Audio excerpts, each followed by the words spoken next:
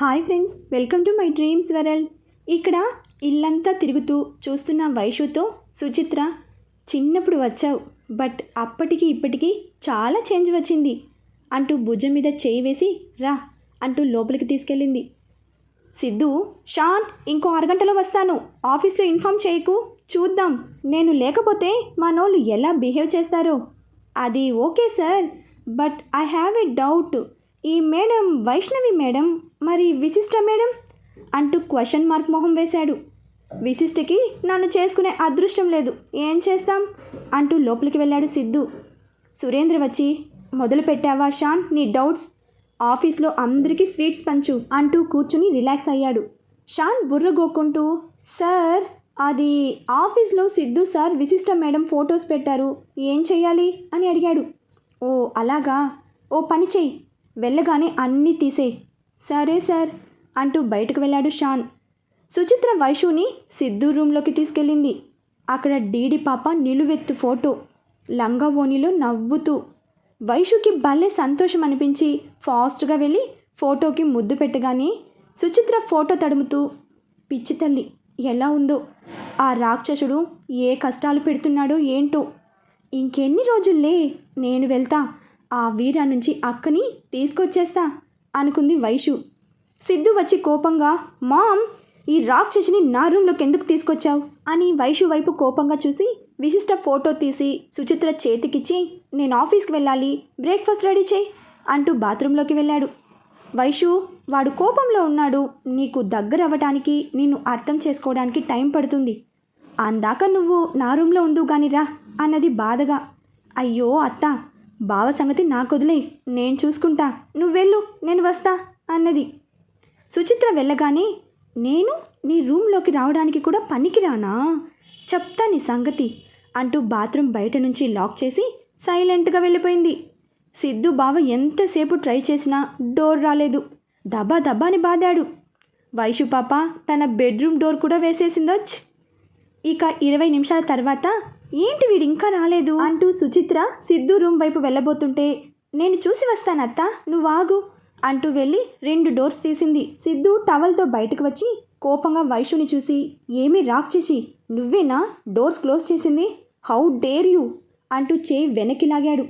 వైషు తన లెఫ్ట్ లెగ్తో సిద్ధు కాలు తొక్కగానే తను అబ్బా అంటూ చేయి వదిలేశాడు. వైషు చేయి విదిలిస్తూ, నన్ను పట్టుకుని రాక్షసి డెవిల్ అంటే మాత్రం బాగోదు చెప్తున్నా, నోరు అదుపులో పెట్టుకో అన్నది కోపంగా. ఏంటే నోరు లేస్తోంది, ఇది నా ఇల్లు, ఇది నా రూమ్, చివరికి నువ్వు నిల్చున్నావే కార్పెట్, అది కూడా నాదే, సో కంట్రోల్లో ఉండు, చల్ హట్, అయితే ఏంటి, ఐ డోంట్ కేర్ అంటూ వెళ్ళిపోయింది వైషు. ఎంత పొగరు, చెప్తా నీ పని అంటూ గబగబా రెడీ అయ్యాడు సిద్ధు. వీరా ఫస్ట్ నైట్ గురించి చెప్పిన తర్వాత విశిష్టకి దిమ్మ తిరిగింది. కారు గెస్ట్ హౌస్ ముందు ఆగగానే, చూడు జాన్, నేనేదైనా ఒకసారి చెప్తా కాబట్టి రాత్రికి ఏంటి అంటూ బుగ్గలాగాడు. విశిష్టకి గుండె స్పీడ్ పెరిగింది. కాలు ఎదురొచ్చి, వచ్చేశారా రండి అంటూ విశిష్ట మొహంలోకి చూశాడు. కంగారు కొట్టొచ్చినట్టు కనబడుతోంది, చెమటలు కారుతున్నాయి. వీడేదో షాక్ ఇచ్చుంటాడు, పిల్ల దడుచుకుంది అని అనుకున్నాడు కాళీ. కాళీ, విసి ఏమి తినలేదు, తనకి భోజనం పెట్టమని చిట్టిగాడికి చెప్పు, నేను ఇప్పుడే వస్తా అంటూ కారు స్టార్ట్ చేసి వెళ్ళిపోయాడు. విశిష్ట ఫాస్ట్గా తన రూమ్లోకి వెళ్ళిపోయింది. తనని అడగాల వద్దా, పాపం ఒక్కతే అయిపోయింది అనుకుంటూ చిట్టికి విశిష్ట లంచ్ సంగతి చెప్పాడు. పావు గంట అయినా కూడా విశిష్ట బయటకు రాకపోవడంతో వెళ్ళి తన రూమ్ డోర్ కొట్టాడు. విశిష్ట డోర్ తీసి డల్గా, చెప్పండి అన్నది. లంచ్ టైం అయ్యింది రా అంటూ వెళ్ళబోతుంటే, నాకు ఆకలి లేదు. అదేంటి ఎందుకు లేదు, మీతో కొంచెం మాట్లాడాలి, ఫ్రీగా ఉన్నారా, ముందు అన్నం తినువిసి తర్వాత మాట్లాడుకుందాం. లేదు ఇప్పుడే మాట్లాడాలి రండి అంటూ పైకి వెళ్ళింది. కాళీ తన వెనకే వెళ్ళాడు. విశిష్ట టెర్రస్ మీదకి వెళ్ళింది. చెప్పు విసి, ఏం మాట్లాడాలి. విశిష్ట కళ్ళు తుడుచుకుంటూ, అసలు మీ ఫ్రెండ్కి మనుషులంటే లెక్కలేదా, ఆడవాళ్ళ ఫీలింగ్స్ అర్థం కావా, తను మనిషేగా, లైఫ్లో ఆనందం, సంతోషం, బాధ, దుఃఖం అనే ఫీలింగ్స్ ఉంటాయని కూడా తెలియదా అంటూ ఆవేశంగా అడిగింది. విసి, నీకు ఇంతకుముందు చెప్పాను, నువ్వు నాకు సుమతో సమానం, నన్ను నీ అన్నగా అనుకుంటున్నావని తెలుసు, అందుకే అడుగుతున్నా, నిన్ను ఏమైనా ఇబ్బంది పెట్టాడా అని అడిగాడు నెమ్మదిగా. ఇబ్బంది పెట్టాడా? ఎంత కూల్గా అడుగుతున్నారన్నా. ఇబ్బంది అనేది చాలా చిన్న పదం. నేను అడిగిన దానికి సమాధానం చెప్పండి. సరే, నీకు వాడి గురించి పూర్తిగా చెప్తాను. వాళ్ళ అమ్మ వీరాకి 5 సంవత్సరాల వయసు అప్పుడు చచ్చిపోయింది. బాగా పూర్ ఫ్యామిలీ. ఆ తర్వాత వాళ్ళ నాన్న తాగుడికి అలవాటు పడటం, ఇంట్లో వాళ్ళు రెండో పెళ్లి చేయడం, ఆ వచ్చిన ఆవిడ వీడిని సరిగా చూడకపోవడం జరిగాయి. అయితే ఆవిడికి ఒక అమ్మాయి పుట్టింది. వీడికి 8 సంవత్సరాలు ఉంటాయేమో. ఆవిడ ఏదో పని మీద బయటకు వెళ్తూ ఆ పిల్లని చూస్తుండమని చెప్పింది. వీడు ఆడుకుంటూ సరిగా చూడలేదు. అంతే, ఆ పిల్ల వేడి గిన్నె ఏదో పట్టుకుని చేయి కాల్చుకుంది. అంతే, ఆవిడ రావడం, వీడి వాయ తీయడం, వాళ్ళ నాన్న ఏమి అనకపోవడంతో ఏడ్చి ఏడ్చి రాటు తేలాడు. కోపం, చిరాకు, విసుగు తప్ప నవ్వడం మర్చిపోయాడు. 12 సంవత్సరాల వయసులో ఇంట్లో నుంచి వచ్చేసి చిన్న చిన్న దొంగతనాలు చేస్తూ ఇదిగో ఇలా స్మగ్లింగ్ వరకు ఎదిగాడు అంటూ ఆపాడు. మరి వాళ్ళ నాన్న ఎప్పుడు తనని తీసుకెళ్లే ప్రయత్నం చేయలేదా? చేయలేదు. అదే నాకు ఆశ్చర్యం. అసలు పట్టించుకోడు. తనని మాత్రమేనా, కూతుర్ని కూడా పట్టించుకోడా? అదే చెప్తున్నా. ఆ అమ్మాయిని బాగా చూసుకుంటాడు. మెచ్యూర్ ఫంక్షన్ కూడా బాగా చేశాడు. అది అక్కడి నుంచి వీర ఇంకా మారిపోయాడు. ఎవరిని కలుపుకోడు, ఎవరికి భయపడడు, ఎవరిని ఇష్టపడాడు. నాకు తెలిసి వాడు ప్రపంచంలో ఇష్టపడింది నిన్ను మాత్రమే. విశిష్ట ఆలోచనలో పడింది. చూడు విశిష్ట, నీకు జరిగింది అన్యాయమే, కాదనను. నువ్వు ఎంతో చదువుకున్నావు, మంచి ఫ్యామిలీ మీది. అన్నింటికి మించి నువ్వు చాలా మంచిదానివి. ముక్కు మొహం తెలియని నాకే ఆ రోజు ఎంతో చేశావు. ఇవన్నీ వాడిలో లేవు, కాదనను. కానీ అంటూ ఆగిపోయాడు.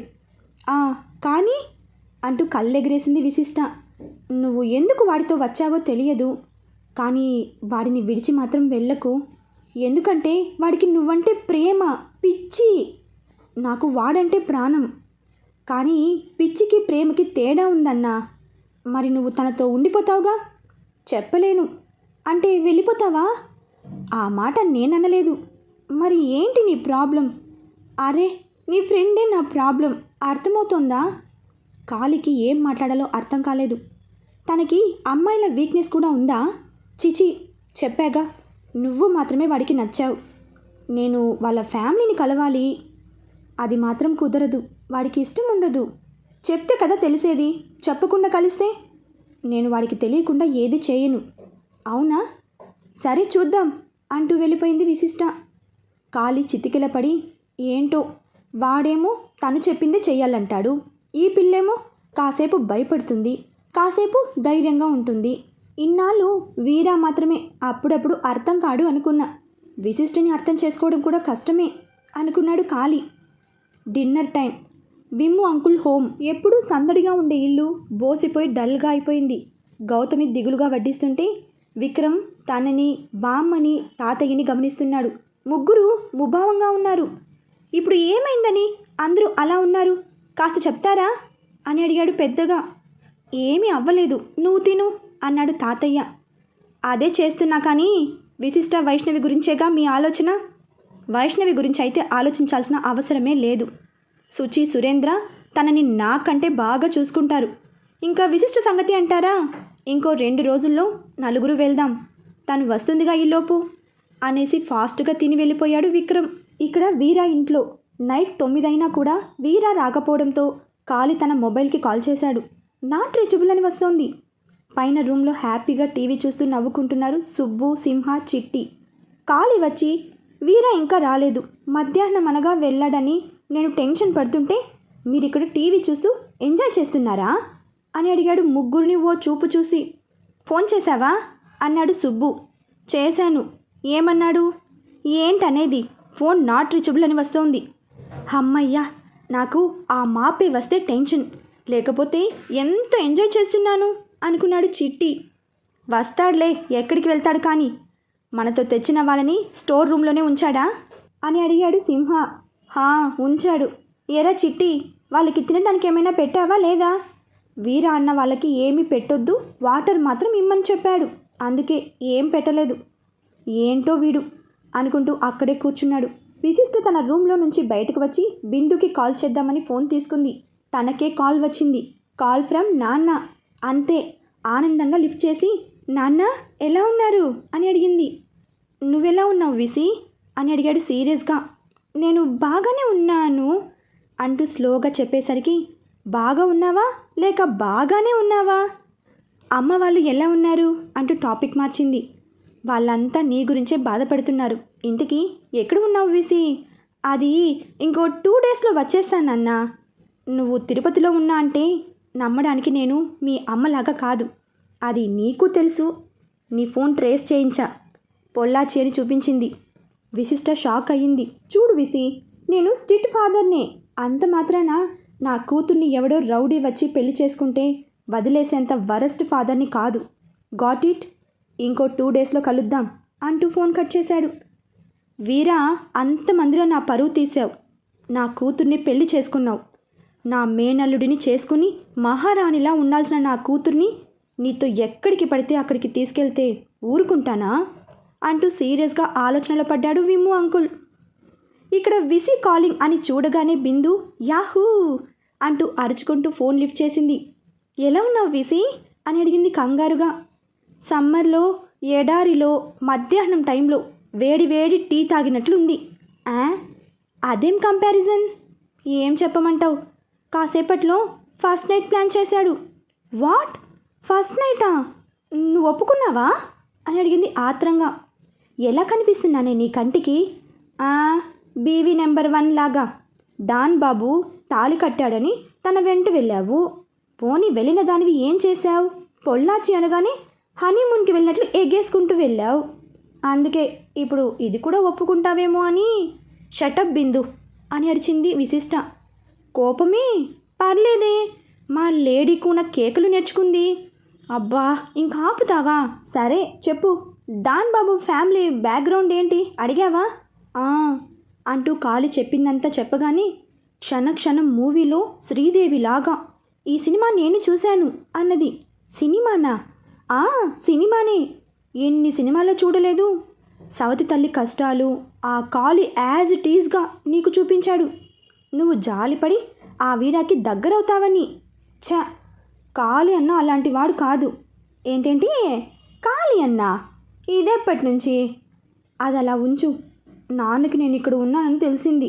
వామ్మో, ఏంటి ఈ షాకులు? ఈలోపు కార్ ఆగి వీరా రావడం చూసి విశిష్ట, నేను మళ్ళీ చేస్తాను అంటూ కాల్ కట్ చేసింది. వీరా విశిష్ట దగ్గరకు వచ్చి, ఇంకా రెడీ అవ్వలేదా జాన్? చెప్పాగా ఇవాళ అంటూ ఆగాడు. మీతో మాట్లాడాలి అంటూ బయట ఉన్న గార్డెన్లోకి వెళ్ళింది. వీర తన వెనకే వచ్చి, ఏంటి తొందరగా చెప్పు అన్నాడు. సేమ్ అదే. ఏది? అదే ఫేస్, మాపే ఫేస్తో. విశిష్ట వీరా వైపు చూసి, ఇక్కడ కాదు, రేపు మార్నింగ్ మీ ఫ్రెండ్స్ అందరినీ బయటకు పంపించండి. నేను మాట్లాడిన తర్వాత అప్పుడు చెప్పండి మీకు ఫస్ట్ కావాలో వద్దో అంటూ ఫాస్ట్గా వెళ్ళిపోయింది. డాన్ బాబు కోపంగా పైకి వెళ్ళేసరికి నలుగురు ఏదో సినిమా చూస్తూ పడి పడి నవ్వుతుంటే కోపంతో టీవీ తీసి కింద పడేశాడు. అంతే, దడేలుమని సౌండ్. చిట్టిగాడికైతే గుండె ఆగినంత పనైంది. ముక్కులైన టీవీని చూసి చిట్టి భయంగా జారుకున్నాడు. ఆ సౌండ్కి విశిష్ట గబగబా పైకి వస్తుంటే చిట్టి ఎదురొచ్చి, ఎక్కడికి మేడం అని అడిగాడు కంగారుగా. ఆ సౌండ్ ఏంటి? అది మేడం, పైకి వెళ్ళకండి, మాపే ఫుల్ కోపంలో ఉన్నాడు. ఎవరో ఫుల్ కోపం తెప్పించినట్లున్నారు. టీవీ బలి అంటూ వెళ్ళిపోయాడు. విశిష్ట పైకి వెళ్ళగానే సుబ్బు, సింహ తనని చూసి వెళ్ళిపోయారు. కాళీ, విశిష్టని కిందకి వెళ్ళమని చెప్పు అన్నాడు వీరా విసుక్కుంటూ. కాళీ అన్నా, ఆయన టీవీ ఎందుకు పగలగొట్టారో చెప్తావా? కాళీ, నేనే రెంట్ పే చేస్తున్నా ఈ గెస్ట్ హౌస్కి, నా ఇష్టమని చెప్పు. కాళీ ఇద్దరి వైపు చూస్తూ నమస్కారం పెట్టి వెళ్ళిపోయాడు. సరే, ఇప్పుడు చెప్పండి, ఎందుకంత కోపం? నీకు తెలియదా? తెలియదు, అందుకే అడుగుతున్నా. వీర తన వైపే చూస్తూ డోర్ క్లోజ్ చేసి తనను హక్ చేసుకున్నాడు. విశిష్ట ఎంత విదిలించినా వదలకుండా అంత గట్టిగా హత్తుకున్నాడు. ఏంటిది, వదలండి అంటూ తోస్తుంటే తనని గోడకు లాక్ చేసి తన కళ్ళలోకి చూస్తూ, ఐ లవ్ యూ జాన్, నువ్వు నా పక్కన ఉంటే నాకు ఏమైపోతుందో అర్థం కావడం లేదు అంటూ బుగ్గ మీద ముద్దు పెట్టాడు. నీకేమైనా పిచ్చా? ఏం చేస్తున్నావో అర్థం కావడం లేదా? నేను మనిషిని, ఆడపిల్లని, ఆ టీవీని కాదు అంటూ ఏడుస్తూ తనని తోసింది బలంగా. ఇప్పుడు నీకు ఎంత కోపం వచ్చిందో? నువ్వు నన్ను దూరం పెడుతుంటే నాకు అలాగే కోపం వస్తోంది. విశిష్ట వెళ్ళి డోర్ తీయబోతుంటే వీర అడ్డం నిల్చుని, నేను మనిషినే, మాట్లాడుతున్నాగా అన్నాడు. విశిష్ట బుగ్గ తుడుచుకుంటూ వీర వైపు భయంగా చూసింది. ఎందుకు విసి, నన్ను చూసి ఒక్కోసారి భయపడతావు, ఒక్కోసారి ధైర్యంగా మాట్లాడతావు. అయినా నేనేమి కొత్తవాడిని కాదే. పరాయివాడు కాదు అని చెప్పటం సార్ ఉద్దేశం. నీకు తాళి కట్టా, ముద్దు పెట్టగానే ఇంత భయపడుతున్నావు. వాళ్ళందరినీ రేపు బయటకు పంపమని ఎలా చెప్పావు? అప్పుడు నేను నిన్ను ఏదైనా చేస్తే అంటూ ఆగాడు. విశిష్టకి అప్పుడు బామ్మ చెప్పిన మాటలు గుర్తుకు వచ్చాయి. ముందు అతన్ని చూసి భయపడటం మానేయి. నువ్వు భయపడితే అతను ఇంకా రెచ్చిపోతాడు. అదే ఎదురు తిరిగి మాట్లాడు, కొంచెం తగ్గుతాడు. బామ్మ, ఎదురు తిరిగి అని చెప్పి నా కొంప ముంచావు కదా. అలా చెప్పినా ఈ డాన్ కొంచెం కూడా తగ్గటం లేదు సరికదా. ఏదేదో చేస్తున్నాడు. ఏయ్, ఏంటి ఆలోచిస్తున్నావు? ఇప్పుడు చెప్పు, ఏదో మాట్లాడాలి అన్నావు అంటూ బెడ్ మీద కూర్చుని విశిష్టని కూడా లాగాడు. విశిష్ట దడేలున పడింది. అచ్చచ్చో, ఏంటి బాబు ఆ సరసం? విశిష్ట లేచి కూర్చుంది. కాలు చేతులు చల్లబడ్డాయి. అది తలుపు తీయండి అన్నది నెమ్మదిగా. నువ్వేదో చెప్తా అన్నావు, చెప్పు ముందు. తలుపు సంగతి తర్వాత చూద్దాం. ఇదంతా కాదు, ఇలా భయపడితే లాభం లేదు.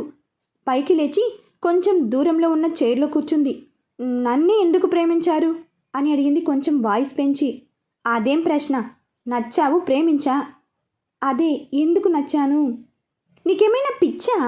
ఎందుకు అంటే ఏం చెప్పాలి అన్నాడు మాడిపోయిన పెనం మొహం వేసుకుని. సరే, ఇప్పుడేంటి? నేను చూడటానికి అందంగా ఉంటాను, అందుకే లవ్ చేశారా? అలాగే అనుకో. మీరంటే ఇష్టం లేదని పెళ్ళికి ముందే చెప్పా. అలాంటప్పుడు నాకు ఇష్టం లేకుండా పెళ్ళెందుకు చేసుకున్నారు? నాకు ఇష్టం కాబట్టి. నా ఇష్టంతో పని లేదా? లేదు. నాకు ఒక మనసుంది, దానికి కొన్ని ఇష్టాలు కోరికలు ఉంటాయి. నీకు ఇదివరకే ఓసారి చెప్పా జాన్. నేను నీ అంత చదువుకోలేదు, నాకు అలాంటివి తెలియదని. Same expression, no change. చదువుకి మనుషుల్ని అర్థం చేసుకోవడానికి సంబంధమే లేదు. కాళీ అన్న కూడా ఏమీ చదువుకోలేదు. మనుషుల్ని అర్థం చేసుకోవాలంటే కావాల్సింది చదువు కాదు, సంస్కారం. అంటే సరే, ఇప్పుడేంటి? నేను నచ్చాను కాబట్టి లవ్ చేసి నాకు వేరే వాళ్ళతో పెళ్లి జరుగుతోంది కాబట్టి తాళి కట్టా అంటారు, అంతేనా? నువ్వు ఏదైనా అనుకో, నాకైతే నువ్వంటే పిచ్చి. చూడండి, ప్రేమ పెళ్ళికి నా పర్మిషన్ అవసరం లేదని మీ ఉద్దేశం అని నాకు అర్థమైంది. ఇప్పుడు మీకు అర్థమయ్యే భాషలో చెప్పనా? వాటికి నా పర్మిషన్ లేకపోయినా పర్వాలేదు కదా అని నా శరీరం మీద చేయి వేయడానికి మాత్రం నేను ఒప్పుకోను అంటూ చెప్పింది కొంచెం భయపడుతూనే. వీర విశిష్ట వైపు కోపంగా చూసి, చూడు జాన్, పెళ్లి జరిగి 10 రోజులయ్యింది.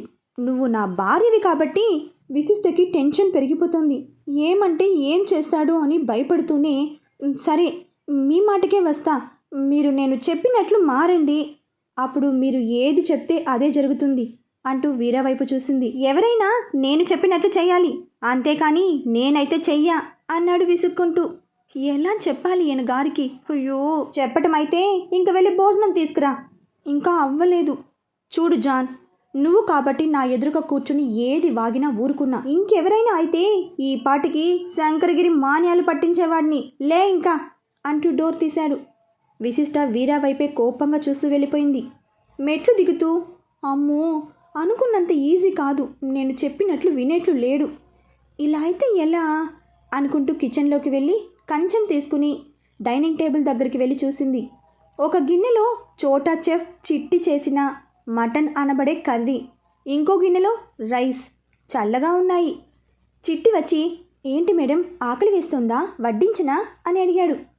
అదేంటి చిట్టి, మధ్యాహ్నం వండిన ఐటమ్స్ ఉన్నాయి, ఇప్పుడు ఏమీ వండలేదా అని అడిగింది ఆశ్చర్యంగా. వాళ్ళ మొహాలకి ఇదే ఎక్కువ అనుకుంటూ, లేదు మేడం, ఇంట్లో అయినా అంతే, మార్నింగ్ వండిందే తింటారు, కానీ ఇంక నుంచి అలా కాదు, ఈ 2 తీసేయ్. మటన్ మొత్తం వండేశావా అంటూ ఫ్రిడ్జ్ ఓపెన్ చేసింది. అందులో ఓ మూలకి చిట్టిగాడు తన కోసం మటన్ ఫ్రైకి అని దాచుకున్న పీసెస్ కనపడ్డాయి. బిడ్డ వాటిని మ్యారినేట్ చేసి మరీ పెట్టాడు. ఓ ఉంచావా, గుడ్ గుడ్ అంటూ బయటకు తీసింది. చిట్టిగాడు డల్గా చూశాడు. సరే దా, ఇవన్నీ కట్ చేయి అంటూ తక్కాలి, క్యారెట్, పచ్చిమిరపకాయ, వంకాయ అంటూ ఇచ్చింది. ఇవెందుకు మేడం? సాంబార్కి అంటూ ఫాస్ట్గా 1/2 గంటలో అన్నీ రెడీ చేసి వెళ్ళి వాళ్ళందరినీ భోజనానికి రమ్మను అన్నది. అప్పటికే సుబ్బు మటన్ ఫ్రై స్మెల్కి నోట్లో నీళ్ళూరి, చెల్లాయ్ ఏంటి స్పెషల్స్ అని అడిగాడు. మటన్ ఫ్రై భయ్యా. సుబ్బు అన్న కొంచెం వీరాన్నని పిలుచుకొస్తావా, నీకు ఎక్స్ట్రా పీసెస్ వేస్తా అన్నాడు చిట్టి. భయం అని చెప్పొచ్చుగా అంటూ, సింహ వెళ్ళి వీరాని అంట పిలు, చెల్లాయి మంచిగా వండింది, ఓ పట్టు పడదాం. భయం అని చెప్పొచ్చుగా అంటూ నెత్తి మీద ఒక్కటిచ్చాడు సింహ. అంతలో కాళీ లోపలికి వస్తూ, విసి నువ్వు చేసావా వంట, అందుకేనా వంట గుమగుమలాడుతోంది. అవును, నువ్వు నాన్ వెజ్ తినవని వెజ్ మాత్రమే తింటావని మీ తాతయ్య చెప్పారు అని అడిగాడు ఆశ్చర్యంగా. మా తాత చెప్పారా, ఎప్పుడు అని అడిగింది ఇంకా ఆశ్చర్యంగా. అదే పెళ్లి జరిగిన రోజు నువ్వు లోపల ఉన్నావు, మేము నీకోసం వెయిట్ చేస్తుంటే మీ తాతయ్య వచ్చి వీరాకి నీ గురించి చాలా చెప్పాడు, జాగ్రత్తగా చూసుకోమని మరీ చెప్పాడు. ఓహో అదే సంగతి, అందుక ఆ రోజు నాకు మాత్రం స్పెషల్ మీల్స్ పెట్టారు అని అనుకుంది విశిష్ట. అందుకే నువ్వు రాగానే ఆకిలి అన్నప్పుడు వీరా నీకు వెజ్ మీల్స్ తెమ్మని చెప్పాడు. అవును నేను తినను కానీ వండుతా, కాస్త మీ ఫ్రెండ్ని పిలు, వాడు రాడు విసి, నీతో కలిసి తింటే నాకే ఆశ్చర్యం వేసింది. అదేంటి ఎందుకు రాడు? ఏమో చెల్లాయి, తను రాడు, చిట్టిగాడు మాకు వడ్డిస్తాడు, నువ్వు వెళ్ళి రెస్ట్ తీసుకో, అలసిపోయావు అన్నాడు సుబ్బు నవ్వుతూ. ఇంత మాత్రానికేనా అంటూ తన రూంలోకి వెళ్ళింది విశిష్ట. వీరా తనకి భోజనం తెమ్మన్న విషయం గుర్తుకొచ్చింది. తీసుకెళ్తే ఏమంటాడో అంటూ బుగ్గు రుద్దుకుంది కోపంగా. అని నిట్టూరుస్తూ అటు ఇటు తిరుగుతూ ఆలోచిస్తూ ఉంది. ఏదైతే అది అయ్యింది అనుకుంటూ చిట్టిని పిలిచి భోజనం తెమ్మని చెప్పింది. చిట్టి తీసుకురాగానే పైకి వెళ్ళింది. నెమ్మదిగా డోర్ తీసింది. సార్ స్నానం చేసి డియో స్ప్రే చేసుకుంటున్నాడు. విశిష్ట డోర్ మీద చిన్నగా నాక్ చేసింది. వీరా వెనక్కి తిరిగి, ఇంతసేపా తీసుకురావడానికి అన్నాడు తల దువ్వుకుంటూ. అది మరి వంట చేసి తీసుకొచ్చేసరికి టైం పట్టింది అంటూ అక్కడ ఉన్న టేబుల్ మీద పెట్టేసి వెళ్ళిపోతుంటే, చిట్టిగాడేం చేస్తున్నాడు, తనే వంట చేసేసరికి లేట్ అయ్యింది. వీరా ఏం మాట్లాడకుండా ప్లేట్ తీసుకుని తింటుంటే విశిష్ట బయటకు వెళ్ళి డోర్ కొంచెం దగ్గరికి లాగి చూసింది. ఎటువంటి ఫీలింగ్స్ లేకుండా కామ్గా తింటున్నాడు. ఎక్కిళ్ళు వచ్చేసరికి బాటిల్ కోసం చుట్టూ చూశాడు. విశిష్టకి వాటర్ సంగతి గుర్తొచ్చి కిందకి వెళ్ళి బాటిల్ తీసుకుని వచ్చి ఇచ్చింది. వీర గడగడాన్ని తాగేసి, ఇది చిట్టిగాడు చేసింది కాదు, నువ్వు చేసావు కదూ అని అడిగాడు మాపే ఫేస్తో. అంటూ వెళ్ళిపోయింది విశిష్ట. 2 రోజుల తరువాత, చిట్టి ఏమీ తోచడం లేదు, అలా గుడి ఏమైనా ఉందేమో వెళ్దామా అని అడిగింది విశిష్ట. వీరా అన్నకి ఫోన్ చేయండి మేడం. ఎందుకు? అమ్మో వాళ్ళు ఏ టైంకి వస్తారో వాళ్ళకే తెలియదు, మనం వెళ్ళాక వస్తే నా సంగతి అంతే. ఇంతవరకు తనకి నేను కాల్ చేయలేదు. నీ దగ్గర కాల్ అన్న నెంబర్ ఉంటే ఇవ్వు. వీరా అన్న నెంబర్ నీ దగ్గర కూడా లేదా అక్క? నీ దగ్గర లేదా? అదేంటి? అయ్యో నీకు చాలా చెప్పాలి, ఆయన గారు ఎవరికి నెంబర్ ఇవ్వడు. నా దగ్గర లేదు, అయితే నీకు ఇవ్వలేదన్నమాట. నువ్వు కాల్ అన్న నెంబర్ ఇవ్వు అని తీసుకుని కాల్ చేసింది. కాల్ లిఫ్ట్ చేసి, హలో ఎవరు అని అడిగాడు. అన్నా నేను విశిష్టని, నేను చిట్టిని తీసుకొని అలా వెళ్ళి వస్తాను, బోర్ కొడుతోంది, ఆయనకి చెప్పు. ఒక్క నిమిషం విసి అంటూ పక్కనే ఉన్న వీరాకి విషయం చెప్పాడు. నా ఫోన్కి కాల్ చేయమను. విసి వీరాకి కాల్ చేయి అని కట్ చేశాడు. వామ్మో ఇప్పుడు ఏం చంటుతాడో అనుకుంటూ కొంచెం పక్కకి వెళ్ళి కాల్ చేసింది. జాన్ కాలింగ్ అని చూసి వీరా కాళీ వైపు చూసి పక్కకి పోరా అన్నాడు. కాళీ వెళ్ళగానే, ఏంటి జాన్, నా పర్మిషన్ కావాలంటే నాకు చేయాలి కానీ కాళీగాడికి ఎందుకు చేశావు? అది మీరు బిజీగా ఉంటారేమో అంటూ కవర్ చేసింది. ఎంత బిజీ అయినా నీకన్నా కాదు. ఏంటి ఎక్కడికి వెళ్ళాలన్నావు అంటే బోర్గా ఉంది, అందుకే గుడికి వెళ్దామని. వెళ్ళు, కానీ జాగ్రత్త, చిట్టిగాడికి ఫోన్ ఇవ్వు. విశిష్ట వచ్చి చిట్టికి ఫోన్ ఇచ్చింది. చిట్టి ఎవరో కూడా చూడకుండా, కాళీ అన్నా ఏమి డూయింగ్ అని అడిగాడు పల్లికిలిస్తూ. రే నేను. చిట్టి వెంటనే అలర్ట్ అయ్యి, అన్నా నువ్వా? అవును బే. మేడం జాగ్రత్త, తనకి చిన్న రాయి తగిలినా నువ్వు చస్తావు అంటూ కాల్ కట్ చేశాడు. చిట్టి వెర్రి చూపులు చూశాడు. వెళ్దామా? మేడం మీరు చూసి నడవండి, మీ నడక మీదే నా జీవితం ఆధారపడి ఉంది. అదేంటి మరే, మీకు రాయి తగిలినా నన్ను వేస్తాడు మాపే. విశిష్ట నవ్వి, సరే పద అంటూ నడిచింది. ఇక్కడ మన వైషు జర్నీ అలసటతో 2 రోజులు ఫుల్ స్లీప్ వేసింది బీటెక్ పాప. ఒకరోజు నైట్ డిన్నర్ టైంలో సిద్ధు సురేంద్రకి ఆఫీస్ విషయాలు చెప్తున్నాడు. డాడ్, నెక్స్ట్ ప్రాజెక్ట్ కోసం మనతో పాటు సంతోష్ కూడా పోటీ పడుతున్నాడు. మధ్యలో ఈ క్యాండిడేట్ ఎవరబ్బా అని ఆలోచించింది వైషు. పోటీ మంచిదే, సోలోగా గెలిస్తే కిక్కేముంది. సిద్ధు వచ్చిన దగ్గర నుంచి వైషుని ఎక్కడికి తీసుకెళ్లేదు. రేపు వీక్ ఆఫ్ కదా, ఇద్దరూ బయటికి వెళ్ళండి అంటూ ఆర్డర్ వేసింది సుచిత్ర. నాకు కుదరదు మామ్, నువ్వు తీసుకెళ్ళు. అలా అంటావేంటి సిద్ధు, వర్క్ ఎప్పుడు ఉండేదే, ఏం పర్లేదు తీసుకెళ్ళు అన్నాడు సురేంద్ర. అయ్యో పోనీలే మావయ్య, బావ బిజీ అంటున్నాడుగా, పర్లేదు, ఈసారి ఎప్పుడైనా చూద్దాం. రేయ్ వెళ్ళు, నాకు ఇంకేమి చెప్పకు అన్నది సుచిత్ర సీరియస్గా. కదా, భలే దొరికావే ఒంటరిగా, నిన్ను ఓ ఆట ఆడుకుంటా అనుకున్నాడు Siddhu. Next day morning Vaishu ready అయ్యి కిందకి వచ్చి, అత్త బాగుందా ఈ డ్రెస్ అని అడిగింది. హే, ఇది లాస్ట్ టైం విసికి కొన్న డ్రెస్ కదా. హా అత్త, తనకి కొంచెం లూజ్ అయింది కానీ నాకు కరెక్ట్గా ఫిట్ అయింది, అందుకే నాకు ఇచ్చేసింది అక్క. సిద్ధు వచ్చి వైషుని ఎగాదిగా చూస్తూ బయటికి వెళ్ళి కార్ హారన్ కొట్టాడు. సరే అత్త బాయ్ అంటూ వెళ్ళిపోయింది వైషు. ఏంటో వీళ్ళిద్దరూ ఎప్పుడు ఒకటవుతారో ఏంటో అనుకుంది. ఇక్కడ కార్లో సిద్ధు, దున్నపోతు తిన్నట్లు తింటావుగా, అందుకే నీకు సెట్ అయింది డ్రెస్. ఏంట్రా బలిసిందా, బయటికి రాగానే నోరు లేస్తోంది. రానా, చీచీ, ఆడపిల్లకి ఉండాల్సిన ఒక్క లక్షణం కూడా లేదు. మొగుడిని పట్టుకుని రా అంటున్నావు. చూడు నేను ఇంతే, నేను ఎవరి జోలికి పోను, కానీ నా జోలికి వస్తే మాత్రం ఊరుకోను. అబ్బా, అంత ఉందేంటే నీ మొహానికి. సరే కానీ మీ చుట్టాలు కలవరిస్తున్నారు, వెళ్దామా? ఎక్కడికి? జూ పార్క్కి. అవునులే, నా ఫ్రెండ్స్ టైగర్స్ లయన్స్తో పాటు నీ ఫ్రెండ్స్ మంకీస్ వెయిటింగ్ ఏమో, పదా. చూడు, నీ ఎగ్జామ్స్ టైంలో వెళ్ళి ఏదో ఒక వంక పెట్టి అక్కడే ఉండు, ఇక్కడికి రాకు, అర్థమవుతోందా? నా ప్లాన్ వేరులే అనుకుంది వైషు. ఒక షాపింగ్ మాల్ ముందు కారాపి, దిగు, అక్కడ వెయిట్ చేయి అంటూ దూరంగా ఉన్న ప్లేస్ చూపించాడు. వైషు దిగి వెయిట్ చేస్తుంటే సిద్ధు 10 నిమిషాల్లో వచ్చాడు. ఇద్దరు షాపింగ్ ఎవరికి వాళ్ళు సపరేట్గా చేసుకుంటున్నారు. సిద్ధు వైషు నెంబర్కి కాల్ చేసి, ఓయ్ డెవిల్, నాకు ఆఫీస్ నుంచి కాల్ వచ్చింది, అర్జెంటుగా వెళ్ళాలి, నువ్వు 2nd ఫ్లోర్లో ఉండు, వస్తున్నా అంటూ కాల్ కట్ చేసి తన ఫోన్ స్విచ్ ఆఫ్ చేశాడు. సైలెంట్గా వెళ్ళి 2nd ఫ్లోర్లో దాక్కుని వైషు కోసం వెయిట్ చేశాడు. బీటెక్ పాప వచ్చి మొత్తం వెతికింది. వెంటనే ఫోన్ చేస్తే స్విచ్ ఆఫ్ వచ్చింది. ఇదేంటి, నన్ను రమ్మని ఫోన్ ఆఫ్ చేశాడు, ఈడియట్ అంటూ తిరుగుతోంది. చాలాసేపు వెతుకుతూనే ఉంది.